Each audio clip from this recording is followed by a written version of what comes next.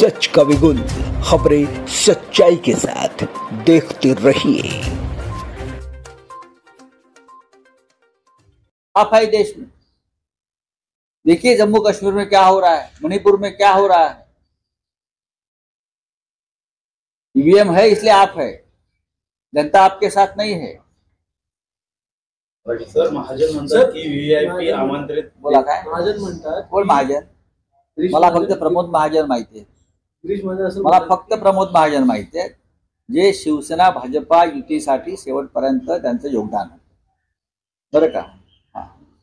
एक चित्र देखील व्हायरल होते की नरेंद्र मोदी हे रामाचा हात पकडून घेऊन जात आहेत. मग हे हिंदुत्ववाद्यांना मान्य आहे का? हे RSSला मान्य आहे का? हे विश्व हिंदू परिषदेला मान्य आहे का?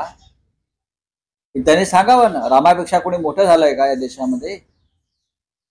कोणी नवीन ब्रह्मदेव जन्माला आलाय का? जन्माला घातलाय का? जे अयोध्येच्या रणातून पळून गेले रणछोडदास, आणि ज्यांचा भारत 2014 नंतर निर्माण झाला हिंदुस्थान, ते रामापेक्षा किती मोठे झाले. रामाची लढाई ही रामाचं महत्व आणि प्रतिष्ठा टिकवण्यासाठी झाली. त्या मंदिराची लढाई. गर्व से को हिंदू है ही गर्जना बाळासाहेब ठाकरेंच्या मुखातून जेव्हा निघाली, तेव्हा या देशामध्ये चैतन्य निर्माण झालं. हे कोणी विसरू नये. शिवसेनेचे योगदान जे विचारतायत त्यांना आमचा प्रश्न आहे, तुम्ही कुठे होता? तुमचे फक्त पळण्याची ठिकाणं, लपण्याची ठिकाणं आमच्याकडे आहेत. कुठल्या बिळात तुम्ही कधी लपला होतात हे सगळं आमच्याकडे आहे. स्वातंत्र्य लढ्यापासून तुम्ही कशी माफी मागत आलेला आहात ब्रिटिशांची, हे ब्रिटिशांचे मुखाबीर होते सगळे लोक. स्वातंत्र्य लढ्यामध्ये क्रांतिकारकांच्या विषयी माहिती देणं ब्रिटिशांना, यात हे लोक फार पुढे होते. या देशाचे राज्यकर्ते झालेले आहेत. हे दुर्दैव देशाचं आहे. म्हणून त्यांचा इतिहास 2014 नंतरचा आहे आणि आमचा इतिहास प्राचीन आहे. 150 वर्षाच्या स्वातंत्र्य लढ्यामध्ये या देशानं जो संघर्ष केला, त्या संघर्षामध्ये हे लोक कुठेच नव्हते. मग आता कुणाची नावं घ्यायची नाही.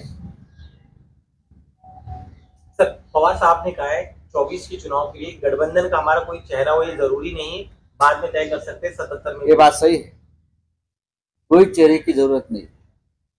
अगर जिस देश में तानाशाही होती है, वो तानाशाही के पॉलिटिकल राजनीतिक दल होता है, वो दल अपने तानाशाह का जो चेहरा है वो सामने लाता है. लोकतंत्र में बहुत से चेहरे होते हैं, लोग किसी को भी चुन सकते हैं. Thank you.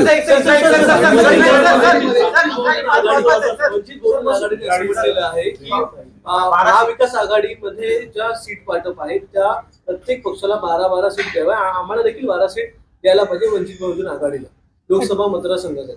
ज्या चर्चा आहेत त्या चर्चा वृत्तपत्रातून आम्ही पाहतो. आमचं असं म्हणणं आहे, आणि सगळ्यांना माहिती आहे, प्रकाश आंबेडकर म्हणजे आमचे बाळासाहेब आंबेडकर यांच्याशी जेव्हा चर्चा होत असते तेव्हा आम्ही त्यांनाही हे सांगतो की जिंकेल त्याची जागा हे आमचं सूत्र आहे. जिंकेल त्याची जागा हे आमचं सूत्र आहे.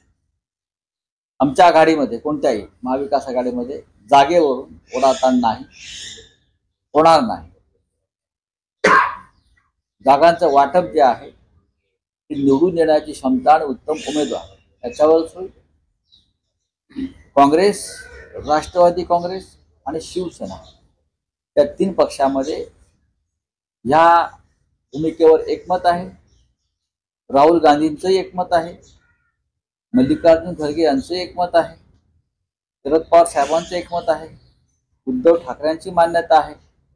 आणि ह्या सूत्रानुसार आम्ही पुढे जात आहोत. वंचित बहुजन आघाडी यांना नरेंद्र मोदी यांच्या हुकुमशाहीविरुद्ध लढायचं आहे. नरेंद्र मोदी हे परत सत्तेत आले तर या देशाला हुकुमशाहीच्या खाली ढकलत जाईल आणि विरोधी पक्षाला तिहारमध्ये बसावं लागेल जाऊन कायमचं. ही प्रकाश आंबेडकर यांची भूमिका